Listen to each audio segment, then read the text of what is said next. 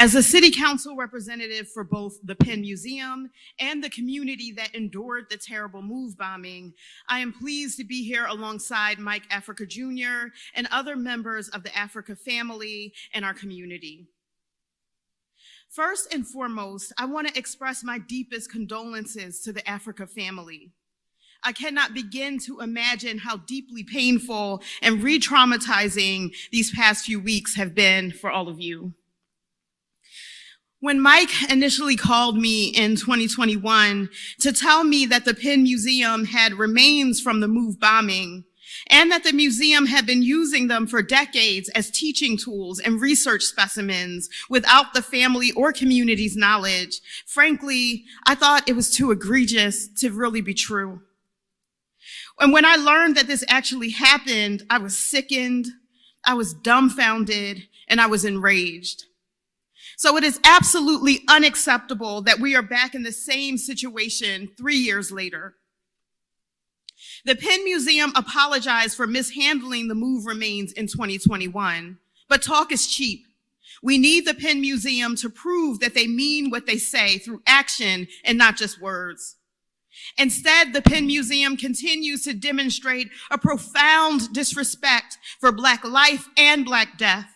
When activists alerted museum leadership that the institution still possessed the remains of Delisha Africa over a year ago, the museum ignored them. There is absolutely no possible justification for the museum's barbaric treatment of a Black child's body, or their dismissive behavior towards those fighting to give Delisha some semblance of peace in death. We understand that the Penn Museum is a research institution and is used to slow, methodical studies that take years, but they need to realize that this is not an academic project. There is real trauma and pain here that needs to be taken seriously and addressed swiftly. The Africa family deserves closure, and they should have received that decades ago. The fact that we are still here holding our breath, waiting for even more remains to be discovered 3 years after this initially came to light is a slap in the face to the Africa family and our community at large. It is past time for the Penn Museum to work in a real and authentic way with the Africa family and community to quickly review the museum's entire inventory and return Delisha's remains and any other move bombing remains in the museum's possession to their family or community so that they can finally be put to rest. And most importantly, the Penn Museum needs to learn a very important lesson. In life or in death, it is never okay to use Black bodies as trophies or to enrich an institution. Thank you so much.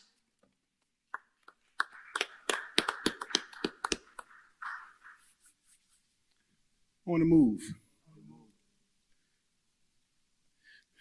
First, I want to say thank you to Councilwoman Jamie Gauthier for her steadfast position, for her tireless work, and for this support in this and many other instances for myself and my family. Thank you. I want to say that I don't really have a long speech. I don't have a lot to say, but the things that I want to say are very important to the MOVE organization.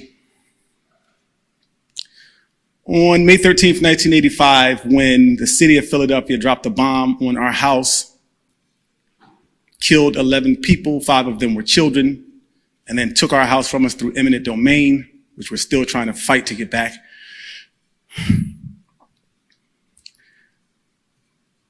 They stole the remains of many people. It wasn't just Patricia Dodson, Tree Africa. It wasn't just Delisha. We have documentation that says, the wording is gruesome. But I'll give you some of it so that you understand the level of harm and trauma and pain and violence that the MOVE organization have experienced at the hands of law enforcement here in Philadelphia. Some of the bodies were said to not be identifiable because, according to these reports from some of the medical examiners, they say too many heads and torsos were missing. When we uncovered some of the evidence,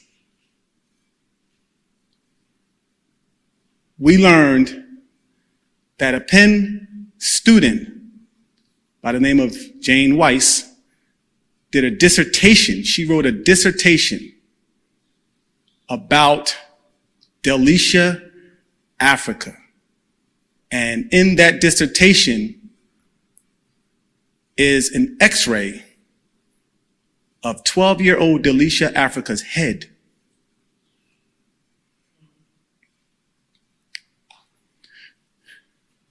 In 2021, when the city and Penn said they were going to do all they could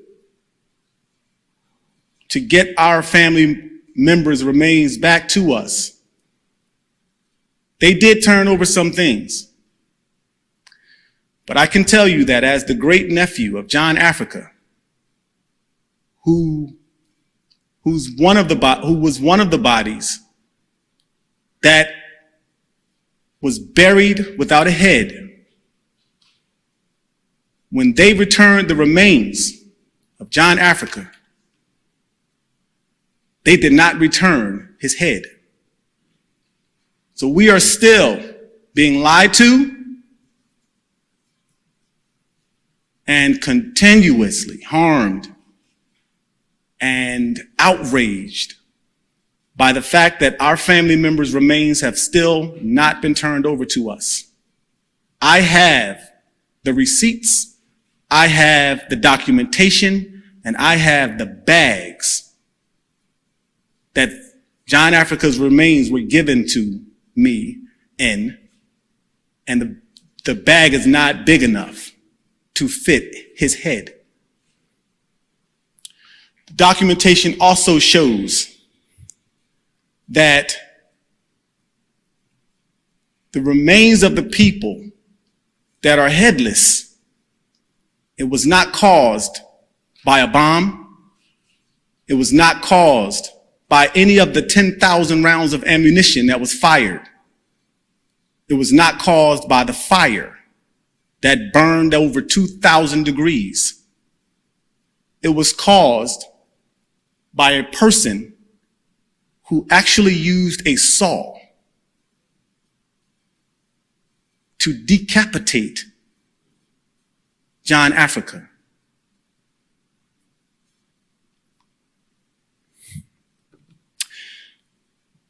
Throughout my investigation of this entire situation since 2021,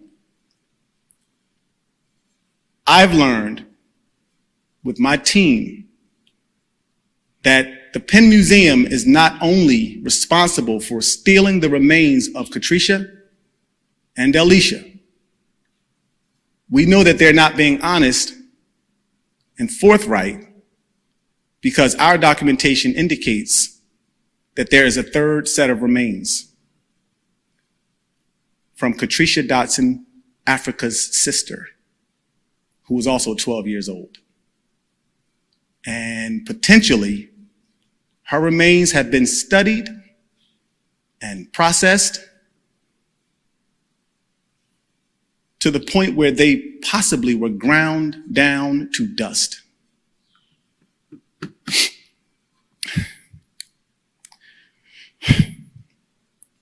I read on the news and on social media that there was an activist named George Conscious Lee.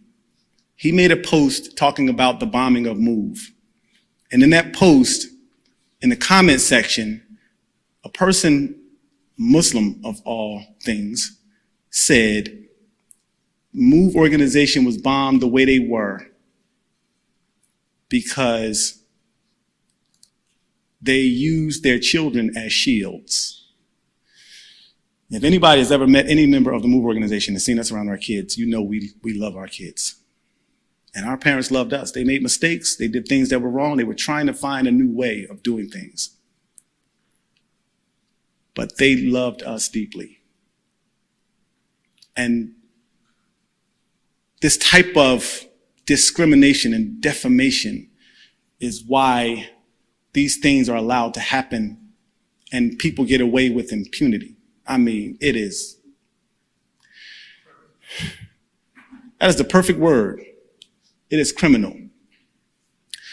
That brings me to my next point. Part of the demands that the MOVE organization, Janet Africa, the mother of Delisha, the 12-year-old girl, she said, "You can't give me any money. The Penn can't give her anything. Except the work to help us free our last man standing, the last person that is in prison, the last member of our family, free Mumia Abu Jamal."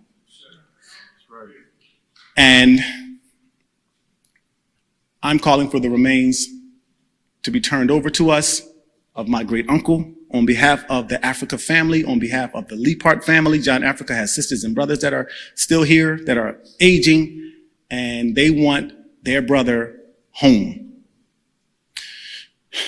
The last thing I'll say is that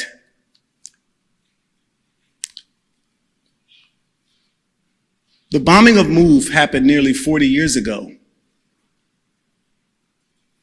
And there are still a lot of family members here of those people. I just spoke to Teresa Africa's sister yesterday.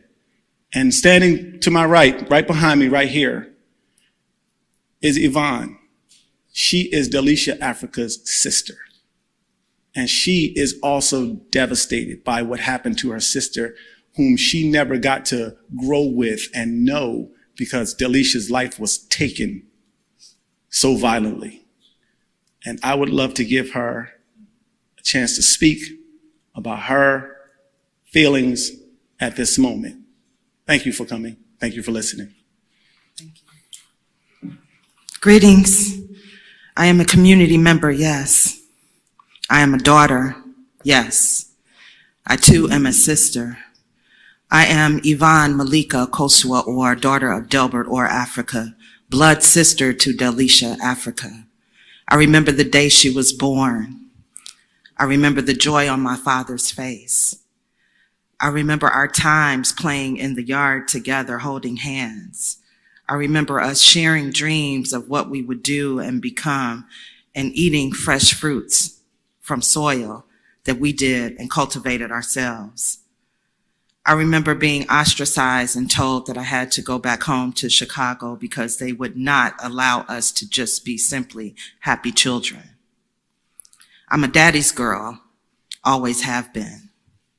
I remember fighting for 18 months to get the prison to treat my father and give him chemotherapy, give him a diagnosis for cancer, such that by the time that he was excavated, so to speak, on January 18th, 2020, the doctor asked us and literally shed tears, "Why would you wait so long to come in for treatment?" My life changed inexplicably on August 8th, 1978. I did not understand how 9 men, women could be charged with the killing of a police officer holding one gun. I did not understand how hundreds of thousands of gallons of water could be pumped into a basement even after babies had been stomped and killed. I'm going to repeat that. Even after babies had been stomped and killed. And yet, every single gun that came out of that facility was blood dry, just dry. But you had hundreds of gallons of water. I sought to go into studying political science, which I did. I sought to go into studying science, which I did. I sought to go into studying religion, which I did because I needed understanding as to how such a travesty could happen on my American soil. I am also the daughter of Christina Chuckles May, Minister of Culture for the Illinois Black Panther Party. I'm born in Ontario, Canada, because she could not stay in our own place. We came to Philadelphia together. Because of the different factions of the Illinois Black Panther Party and the MOVE organization, my mother left and returned. I stayed with my father because, as I said, I'm a daddy's girl. So there might be some things that we want, which is, of course, the freedom of my uncle, Mumia Abu Jamal. But when I tell you, I want you to take a moment to imagine your daughter, your sister, being cooked and burned alive, screaming, trying to get out of a house, bawling up because there's nothing else that she can do. And then when others tried to escape, being shot back into that burning fuselage. I want you to think about that. Could you live through that for your own family member, your blood? I did. I cannot express properly the anger that I have, so I smile my way through it. But I want you to know that when you look at us, we are not animals. We are not savages. We started organic soil movement. We started fresh fruits, fresh vegetables, and was ostracized for it. And before these 2 bouts of cancer, you best believe my locks were loud and proud down to my knees. But I'm a survivor. What I will no longer tolerate is being in the back, whether I'm raised to assimilate or not. So when my father died and I explained to this great city that I am coming for you, I meant it. I want that to sit with you. You have burned alive and shot back into a burning home 11 men, women, and children, and did nothing outside of our gratefulness to you, but apologize and put up a plaque. Is that enough if that were your mother, your daughter, your father, your sister? So, apology accepted, I guess the same way that you would step on somebody's toe. It's domestic terrorism. It is criminal. I want the people held accountable. I want them arrested. I want my sister. I want her to rest.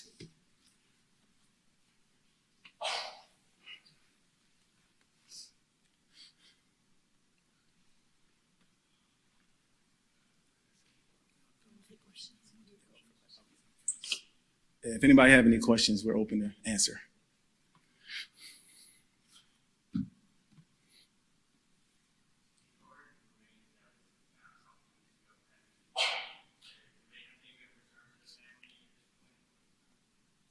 Not that I know of, no.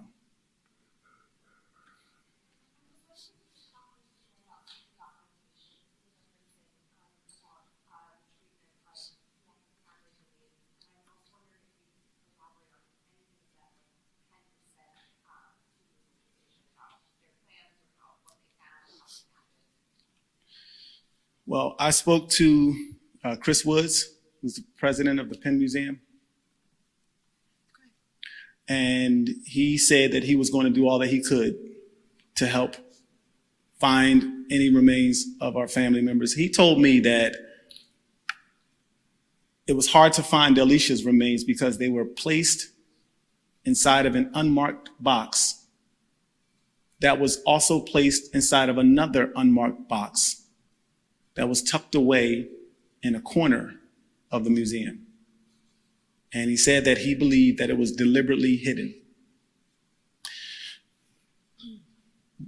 The reason we know what we know up to this point is because Janet Monge and Alan Mann were not secretive about what they were doing. They made videos that they posted on YouTube for their students and for other people in, I guess, the anthropology world, losing adventures in real bones, losing personhood. And they talked about these, they held them and they smelled them and they discussed them. And the same way that they carried on this way, they made documentation of what they were doing, as if they were doing nothing wrong.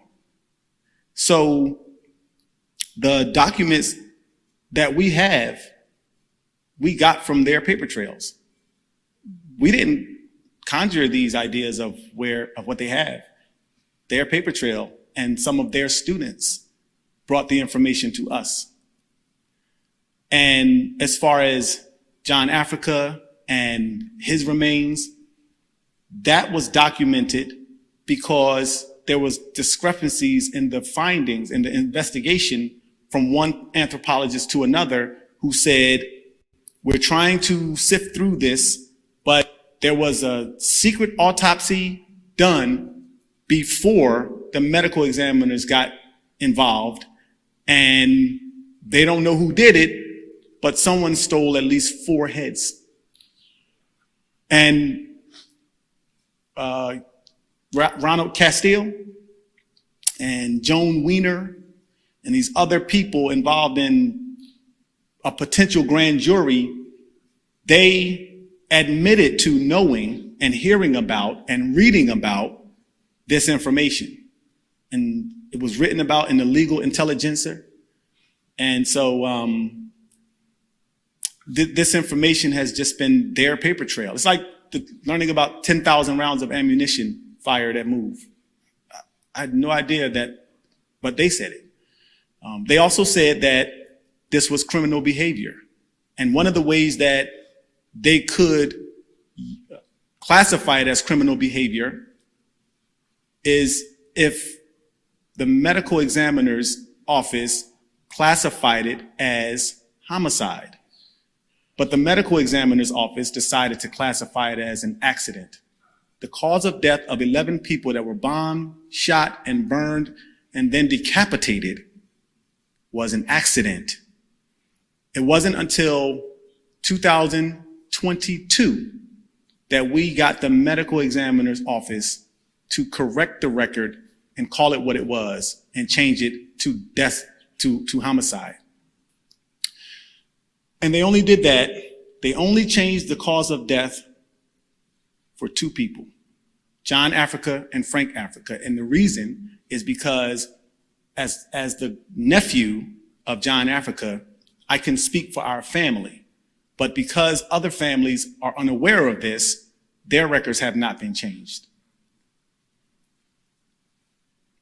But it's criminal behavior.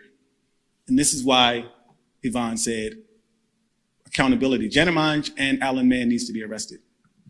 They broke the law and they should be arrested. Any other questions?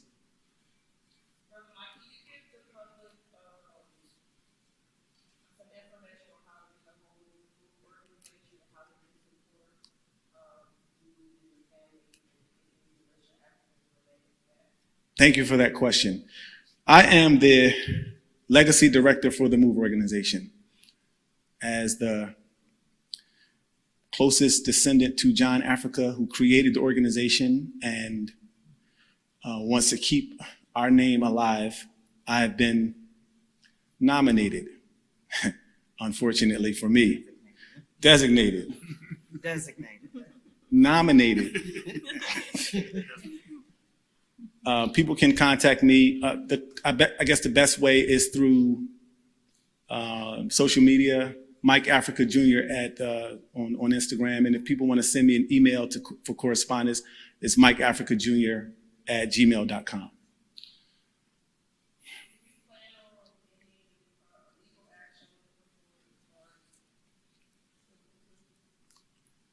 That's a good question. I think that for now, we're going to try some good old-fashioned street action.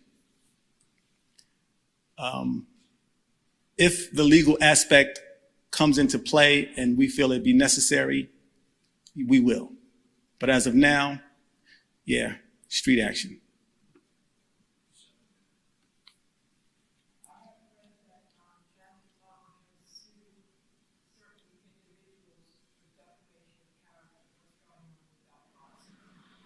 Yes, I've heard that Janet Monge has filed a lawsuit against, I don't know how many names are on the list, but it's a lot.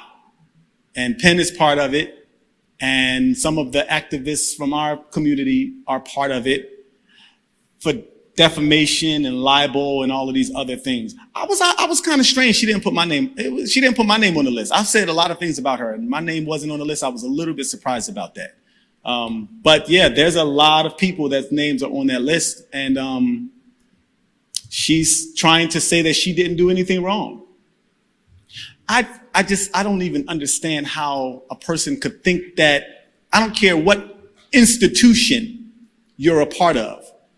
I don't understand how a person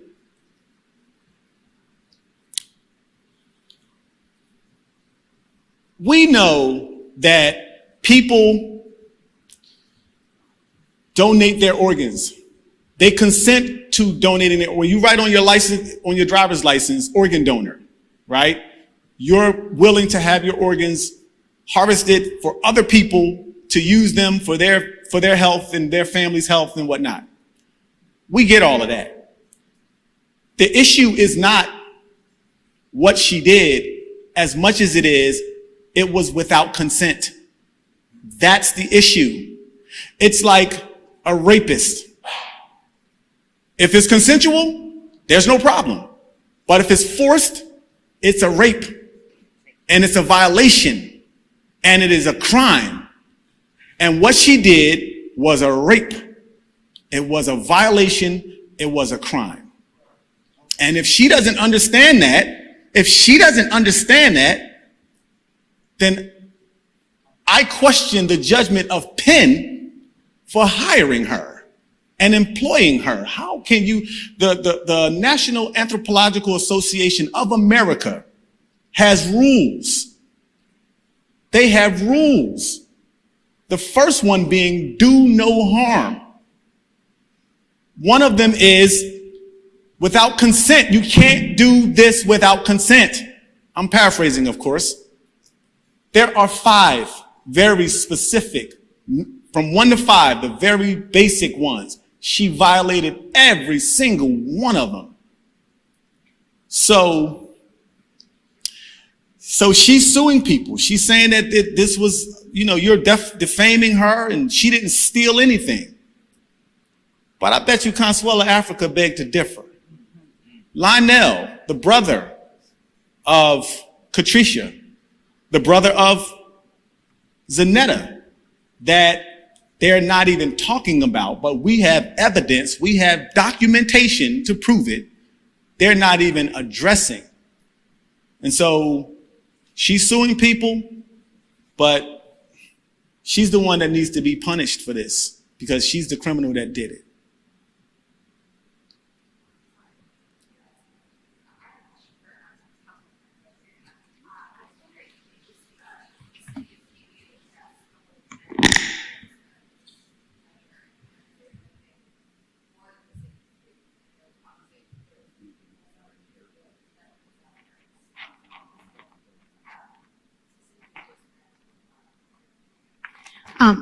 It was hard for me to hear the end of your question, but I think I got it.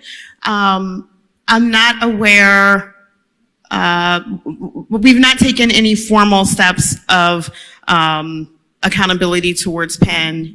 I have been involved, as involved as possible, with this from the beginning, advocating for justice for the MOVE organization and a change in how the Penn Museum operates. It's unclear to me what type of other formal actions the city can take, but definitely open to that.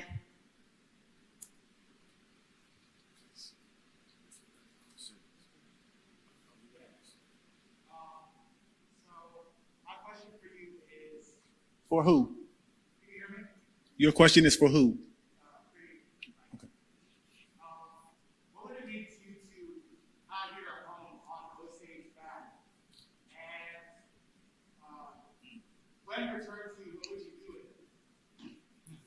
It's a good question. Well, I tell you what it would mean to me.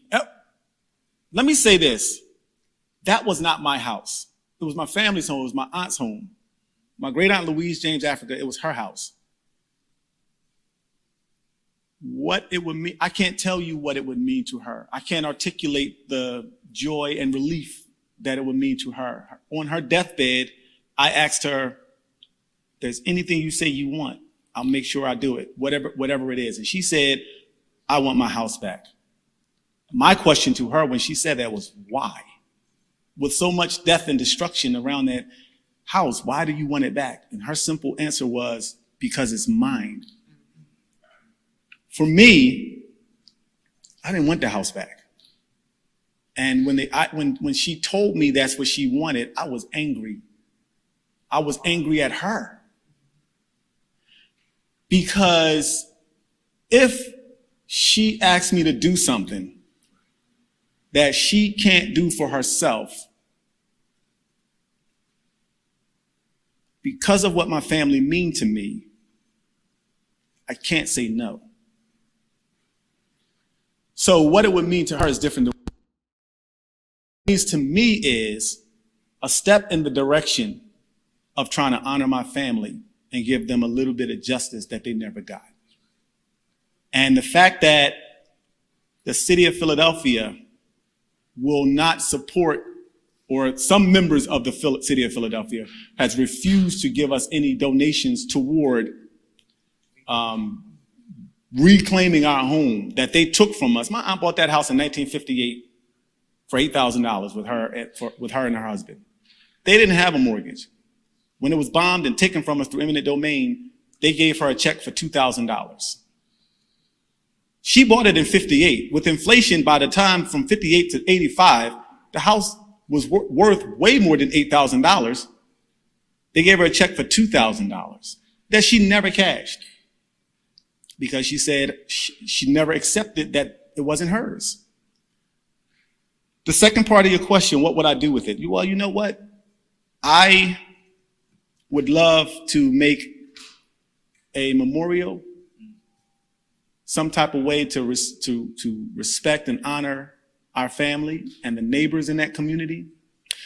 There are over 20, if my information is correct, and this information might be dated, because there's a lot of major changes happening in the city of Philadelphia, thanks to Councilwoman Jamie Gauthier and other members of city council. But my last count was there are over 2,200 statues or monuments in the city of Philadelphia, and only 6 represent Black people. What is the percentage of Black people in this city? Definitely not that type of disparity. The 6, one is a bust of Dr. King, which is about that big. Another one is a faceless woman on Penn campus. Another one is the recent one, which is Octavius Cato, which is around the other side of this building here. We have a statue of a fictional character named Rocky Balboa that gets millions of visits every year. Joe Frazier, the first fighter to ever beat Muhammad Ali, who's the greatest of all time, just very recently got a statue, and he don't get nowhere near millions of visits a year. Most people don't even know where it is. And so I think that here's a fun fact. I was talking to former Mayor Wilson Goode the other day, and he told me something. He said in Germany, there are monuments and markers of violence all over Germany to indicate what happened. And this is a way that people have tried to remember what happened so that we can move forward the right way. It's like when you go to the hospital. What's the first thing they ask you? They pull up your medical history. They need to know what has happened so that they can know how to move forward. And so making our house a place where people can learn and remember and mourn, I think is a way that we can use that as a tool to move forward in the right way. And not just from the city side, because Move did things that wasn't so great too. As a child who grew up in it, I ain't a champion of everything Move did. But there's nothing that Move could have done that deserved a bomb and 10,000 rounds of ammunition. And as one of the children, I didn't deserve to be picked up and thrown across streets or put in an orphanage and my dreadlocks ripped out of my hair by sadistic caretakers, right? So, but that information needs to be known. We need to get a school curriculum. Philadelphia needs a school curriculum. How are we still talking about George Washington? Who that? Right? We still talking about Thomas Jefferson, Paul Revere? Really? Come on, man. The redcoats are coming. The police are coming. So we need to talk about these things. And that's what I would hope to do with Osage Avenue. But I definitely don't want to do anything that would reharm the community of Osage Avenue. So I would definitely, whatever I do, whatever we decide to do, will definitely be inner working with the community so that we are not reharming the community and repeating what happened that led up to what happened. Any last questions? Last question.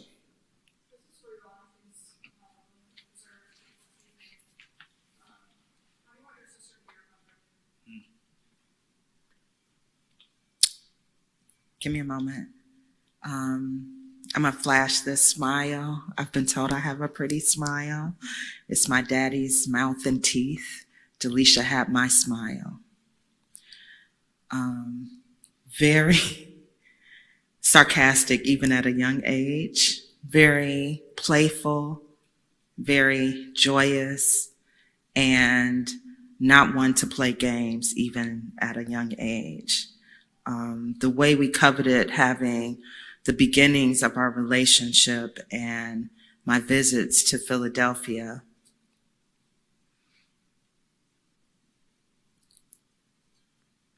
I remember holding her. I remember us saying that we were going to be the best teachers and doctors because people needed a whole healing. And we were taught big words at young ages. We were taught to understand that our bodies were temples, and we were taught to share and spread love. And I thought I would crumble up and die August 9th, 1979.